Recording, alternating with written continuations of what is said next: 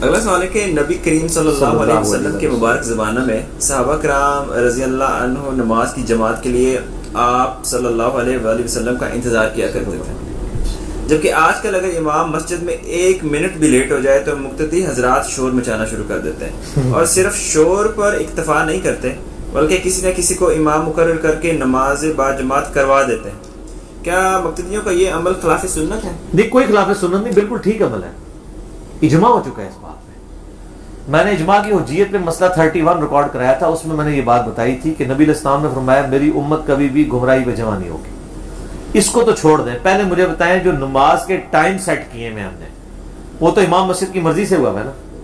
تو نبی علیہ السلام کے زمانے میں گھڑیاں تھیں کہ زور 1 بجے ہوگی، جمعہ 1:30 بجے ہوگا، عصر کی نماز جو ہے وہ 4:30 ہوگی، یا نفیوں کی ہے تو 5:30 کی ہوگی، نہیں تھا نا۔ اذان ہوتی تھی اور لوگ مسجد کی طرف آتے تھے، تھوڑا سا وقفہ ہوتا تھا سنتوں کا، اس کے بعد جماعت کھڑی ہو جاتی تھی۔ تو پہلے حصے پہ اجماع تو امام مسجد خود بھی مان رہا ہے کہ نماز کا ٹائم امام مسجد ہی اناؤنسمنٹ کرتا ہے نا کہ کل سے عشاء اتنے بجے ہوگی، تو ٹائم سیٹ کس نے کیا؟ میں امام مسجد نے۔ تو یہ امت نے کیوں ایکسپٹ کیا؟ یہ اجماع امت ہے۔ المستدرک الحاکم میں صحیح سند کے ساتھ حدیث ہے کہ میری امت کبھی بھی گمراہی پہ جمع نہیں ہوگی، جماعت پہ اللہ کا ہاتھ ہے۔ اس جماعت سے مراد کوئی تبلیغی جماعت یا جماعت اسلامی، یہ جماعتیں نہیں، اس سے مراد اجماع امت ہے۔ اور المعجم الکبیر طبرانی کے اندر عبداللہ ابن مسعود کا قول ہے کہ وہ کہتے ہیں کہ جس چیز کو مسلمان اچھا سمجھے وہ اللہ کے نزدیک بھی اچھی ہے۔ اسی کے تحت وہ کہتے ہیں نا میلاد اللہ کو بھی پسند ہے، جس طریقے سے ہم منا رہے ہیں اس میں سارے مسلمان صرف اسی کو ہی اچھا سمجھ رہے ہیں کہ ربیع الاول کے مہینے میں نبی علیہ السلام کے بارے میں جمعے پڑھائے جائیں یا پروگرام کیے جائیں۔ جھنڈیاں ڈول ڈمکوں کو سارے مسلمان صحیح نہیں سمجھتے، لہذا اس پہ اجماع نہیں ہے، اجماع صرف پروگراموں پہ، سارے مسلمان جسے اچھا سمجھے۔ ورنہ بریلویوں کے کاموں کو دیوبندی اچھا نہیں سمجھتے، دیوبندیوں کو بریلوی نہیں سمجھتے، اہل حدیث نہیں، سنی شیعہ آپس میں اختلاف ہے۔ ان حدیثوں کے تحت یہ اجماع ہے کہ جس مسجد میں نماز کا ٹائم فکس ہے وہاں پہ نماز کے وقت امام مسجد کا کام ہے کہ 5 منٹ پہلے پہنچے۔ اور تو تنخواہ لے رہا ہے اس کام کی، فری تو پڑھا نہیں رہا، فری پڑھا رہا ہے، نہیں پے لے رہا ہے، تنخواہ لے رہا ہے، تو ٹائم پہ کیوں نہیں آتے؟ دفتر میں نوکری کرتے ہیں وہ ٹائم پہ نہیں جائیں گے؟ بالکل رہتا ہے، اور بیٹھے رہتے ہیں، اجروں میں بیٹھے رہتے ہیں کتنی دیر تک، انتظار کرتے رہتے ہیں تاکہ لوگ جو ہے نا وہ دیکھیں، اور وہ یہ ان کو بھی چسکا آتا ہے نا، لوگ ایسے ایسے کر کے دیکھنے اور پیچھے سے امام صاحب پورے کر و فر کے ساتھ یوں چلتے ہوئے آئیں اور پھر ایک دم لوگ کھڑے ہو جاتے ہیں، وہ بھی خلاف سنت ہے۔ اب تو میں کہتا ہوں واقعی خلاف سنت ہے، اس میں تو وہ امام کو پروٹوکول مل رہا ہوتا ہے، قد قامت الصلاۃ پہ ہی کھڑا ہونا چاہیے تاکہ امام بھی اپنی اوقات میں رہے، امام کو دیکھتے کھڑے ہو جاتے ہیں۔ میرا اس میں بھی کلپ ہے کہ اقامت میں کس وقت کھڑا ہونا سنت ہے۔ تو اب امام مسجد اگر لیٹ آ رہا ہے تو نائب امام ہونا چاہیے جو ذمہ داری پوری کرے، ٹھیک ہے 1-2 منٹ انتظار کر رہے ہیں، مثلا اگر امام مسجد وضو کر رہا ہے اور وہاں 9 بجے جماعت ہے اور 9 پوری گھڑی ہو گئی ہے، تو اب یہ تو بڑی زیادتی ہے کہ آپ ایک دم کسی کو کھڑا کر دیں، 2 منٹ بعد آ ہی جائے گا وہ، اس طرح کا تو انتظار کر لیں۔ لیکن ایک امام کا پتہ ہی نہیں، وہ یعنی 9:05 میں بھی آ سکتا ہے اور جا کے 9:30 بھی آ سکتا ہے، تو امام کو خود بھی خیال کرنا چاہیے نا۔ تو اس طرح کی حدیثوں کی پلی نہ لیں، نبی علیہ السلام کے مبارک زمانے میں ایسا نہیں تھا۔ اور دوسرا میں ٹیکنیکلی آپ کو بتاؤں، نبی علیہ السلام کے مبارک زمانے میں تو آپ بخاری مسلم کھول کے دیکھیں، اما عائشہ کہتی ہیں کہ نبی علیہ السلام جیسے ہی اذان ہوتی تھی تو آپ ہم میں سے ایسے اٹھ جاتے تھے جیسے ہمیں پہچانتے ہی نہیں ہیں۔ تو آپ کے امام مسجد جب اذان ہوتی ہے 8:45 بجے تو اٹھ کے آ رہے کریں مسجد میں۔ آپ آدھی بات تو لے رہے ہیں کہ صحابہ کرام نبی علیہ السلام کا انتظار کرتے تھے، نبی علیہ السلام تو اذان ہوتے ہی آ بھی جاتے تھے نا، سنت پڑھ کے فوراً مسجد میں آ جاتے تھے، تو آپ بھی آ جایا کریں نا، آخری منٹ کا انتظار کیوں کرتے ہیں؟ پھر پوری بات لیں نا، تو ٹھیک ہے امام کا انتظار ہوگا۔ لیکن امام صاحب نے اپنی روٹین بنائی ہوئی ہے، وہ ٹیوشنیں بناتے ہیں، اسی لیے پھر وہ ایک سلام جو ہے وہ دائیں طرف پھیرتے ہیں، دوسرا جوتیوں والی جگہ جب پہ پھر کے پھر موٹر سائیکل پکڑ کے اگلی ٹیوشن پہ چلے جاتے ہیں، چوپڑیاں نالے دھو۔ تو اس میں مجرم اماموں کو ہی سمجھ رہا ہوں کہ انہوں نے لوگوں کو اتنا دلیر کر دیا ہے کہ اب لوگ اماموں کا انتظار کوئی نہیں کرتے، چپ کر کے کسی کو آگے کھڑا کر دیتے۔ تو امام کا کام ہے کہ وہ نائب امام بھی رکھے، زیادہ شوق ہے ٹائم پہ آئے، ادروائز لیٹ ہو رہا ہے نائب امام آگے کھڑا ہو جائے، اس کے علاوہ کوئی بھی کھڑا ہو سکتا ہے، ان کی جاگیر نہیں ہے۔ کوئی بھی شخص جس کو قرآن کا سنت کا علم ہے وہ آگے کھڑا ہو۔ صحیح مسلم میں حدیث ہے، امامت کی 4 شرائط بیان ہوئی ہیں۔ نمبر 1، وہ امام بناؤ جو قرآن کا سب سے زیادہ علم جانتا ہے. اگر قرآن کے علم میں وہ برابر ہو, پھر جو سنت کا علم زیادہ جانتا ہے, سنت میں بھی برابر ہو, تو جس نے ہجرت پہلے کی ہے, یعنی دین میں جو سینئر ہے اس میں بھی برابر ہو, تو پھر جو عمر میں بڑا ہے, وہ عمر چوتھے نمبر پہ آتی ہے, عمر چوتھے نمبر کے اوپر آتی ہے. پہلے 3 نمبروں پہ علم کی بات ہی ہو رہی ہے, تو اس میں تو ہو سکتا ہے مقتدی کئی ایسے علم والے ہیں کہ وہ زیادہ حقدار ہیں کہ مسلح پہ کھڑے ہوں, ان کو تجوید آتی ہے, کئی اماموں کو تجوید ہی نہیں آتی ہے. ویسے ان 4 کے بعد فقہ حنفی میں 2 اور شرائط بھی ہیں بڑی گندی گندی, ایک میں نے بیان نہیں کرنی, چھوڑ دیں, کہتے ہیں بزرگ ہیں ہاں گندی گندی ہے, چھوڑ دیں آگے چلیں.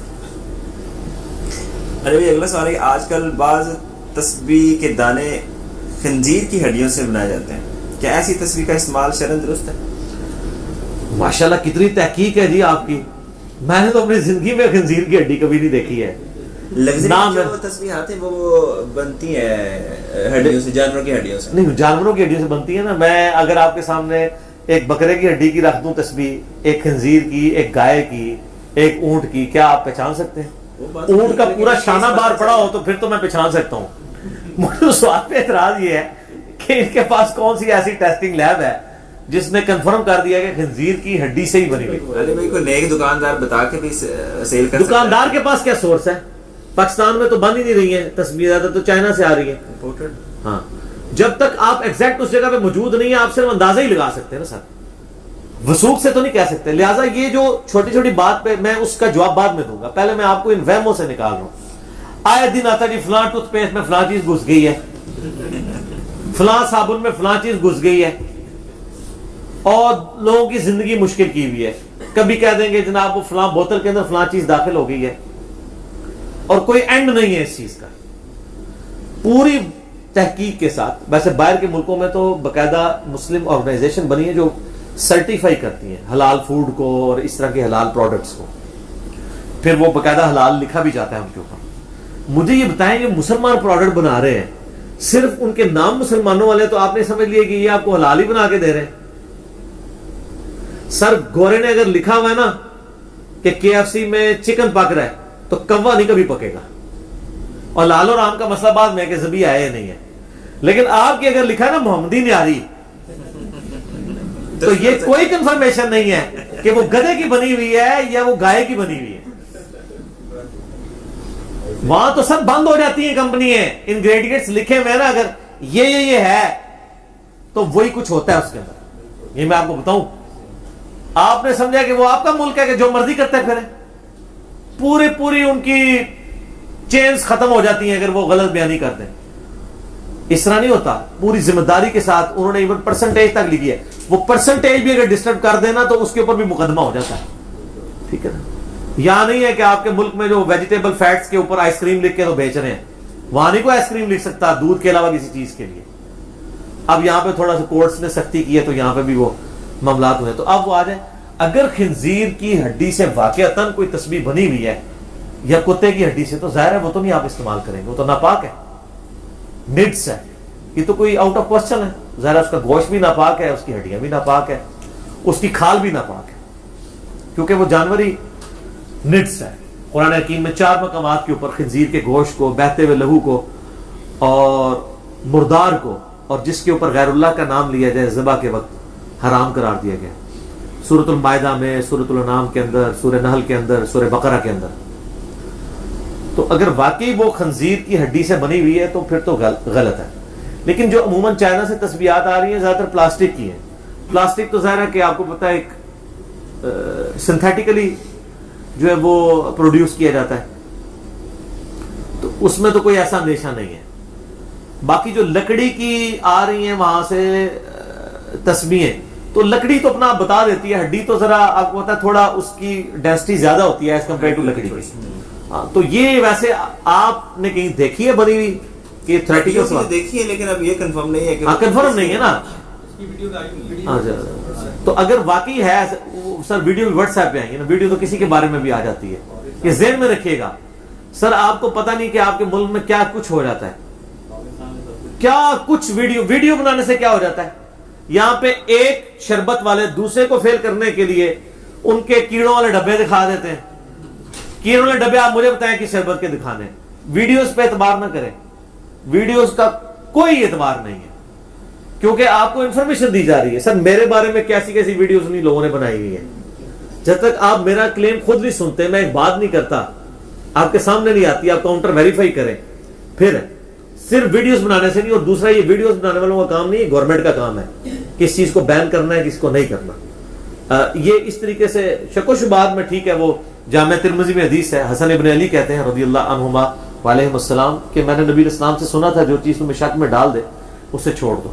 اس طرح کے معاملات میں تو ہم شک میں چیزیں چھوڑ دیتے ہیں, لیکن دین کے معاملات میں جہاں باتیں آتی ہیں وہاں تو ہمیں کوئی بے شک کہتا بھی رہے حرام ہے وہ نہیں چھوڑتے.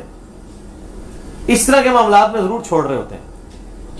ٹھیک ہے, اس میں ہم ویسے نا اس طرح کی ورچوز کو بڑی اہمیت دے رہے ہوتے ہیں. جھوٹ بولنا نہیں ہم نے آج تک چھوڑا. سر جھوٹ بولنے کی کوئی ویڈیو نہیں ہے کہ ویڈیو میں آیا تھا جھوٹ بولنا حرام ہے, وہ قرآن میں آیا ہوا ہے, وہ کوئی مسلمان چھوڑنے کے لیے تیار نہیں ہے. کسی کو دھوکہ دینا وہ قرآن میں آیا کہ حرام ہے, اس کی کوئی ویڈیو نہیں ہے, وہ کوئی چھوڑنے کے لیے تیار نہیں ہے. اس طرح کی باتوں کو, چھوٹی چھوٹی باتوں کو پکڑ کے تو یہ کرتے ہیں. آپ پوری کنفرمیشن کریں اور باقی آپ ان چیزوں کا استعمال کریں جس میں آپ کو شورٹی ہے. آج کل تو الیکٹرانکس کاؤنٹر بھی آ چکے ہیں, وہ آپ دیکھ لیں, وہ استعمال ہو رہے ہیں. کئی بار قالینوں کے بارے میں کہہ دیتے ہیں کہ جناب اچھا فوراً ہی خنزیر کے اوپر ہی لے جاتے ہیں. آپ دیکھیں کہیں اور نہیں پہ یہ خنزیر کے بال ہیں فلاں چیز ہے. ہاں وہ کئی بار بوٹ آتے ہیں کہتے ہیں خنزیر کے چمڑے کے بنے ہوئے ہیں. ٹھیک ہے, تو پوری تحقیق کے بعد ہی ایسا. پاکستان میں جو لوکل چیزیں ہیں اس میں تو ابھی تک خنزیروں والے نہ خنزیر کے یہاں پہ باڑے ہیں, نہ اس طرح ان کی کھالیں بکتی ہیں کہ لوگ اس طرح کریں. گدھوں کی ضرور بکتی ہیں لیکن خنزیر والا معاملہ کوئی نہیں ہے. تو اس لیے اس طرح کے سوالات کے اوپر یہ چیز تحقیق کرنا بھی ضروری ہے. باقی جب تحقیق ہو جائے تو پھر ٹھیک ہے, ظاہر غلط ہے. ٹھیک ہو گیا.